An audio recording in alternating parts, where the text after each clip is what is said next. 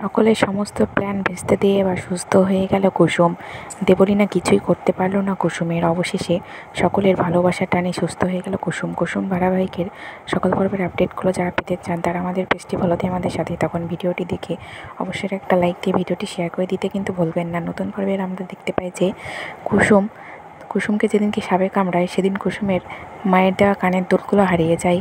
কুসুম কিন্তু জানতে পারে না যে তার কানের দুলগুলো আর নেই। তার খুবই কষ্ট পেতে থাকে। তার যখন জ্ঞান ফেরে সে কানে হাত দিয়ে দেখে যে তার কানে তার মায়ের সেই দুজোড়া কানের দুল নেই। সেটা দেখে কুসুমের মনে খুব কষ্ট লাগতে থাকে। এদিকে দেবলীনা কুসুমকে সরিয়ে ফেলার চেষ্টা করে, কিন্তু ঠিক সময় আয়ুষ চলে আসায় দেবলীনা কুসুমের কোনো ক্ষতি করতে পারে না। অবশেষে ডাক্তার যখন দেখে যে কুসুম আবারও সেন্সলেস হয়ে গেছে, কিছুক্ষণ পর আবার অক্সিজেন মাস্ক পরে দিয়ে কুসুমকে একটা ইঞ্জেকশন দেওয়া হয় এবং কুসুম সঙ্গে সঙ্গে জ্ঞান ফিরে পায়। এবং কুসুমকে দেখে আয়ুষ্মান বলে যে কুসুম তুমি ঠিক আছো? তখন কুসুম একটু একটু মাথা নাড়ায়। তখন দেবলীনা বলে যে এবার শুধু আয়ুষের জন্য আবারও আমার প্ল্যানটা ভেস্তে গেল। আমি এবার কিভাবে কুসুমকে সরিয়ে দেবে? এবার তো ও বেঁচে গেল।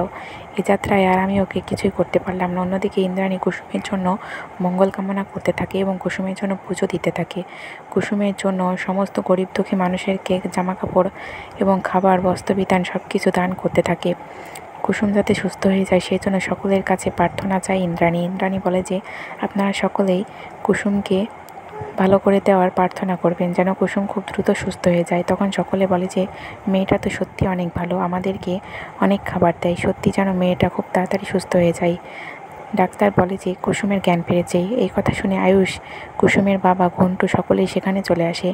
আয়ুষ এসে বলে যে এই নাও কুসুম, তোমার কানের দুল। তখন কুসুম বলে যে শত্রু সাহেব, আপনি এই কানের দুলটা পেয়েছেন, এটা ফিরে পেয়ে মনে হচ্ছে যেন আমার মাকে আমি ফিরে পেলাম। আপনাকে অনেক ধন্যবাদ ছোট সাহেব। এই বলে আয়ুষকে ধন্যবাদ জানায় কুসুম। পরবর্তী আপডেটটি পেতে ফেসবুক পেজটি ফলো দিয়ে সাথেই থাকুন। ভিডিওটি দেখে লাইক দিয়ে শেয়ার করে দিতে ভুলবেন না। ভিডিওটি দেখার জন্য আপনাদের সকলকে ধন্যবাদ।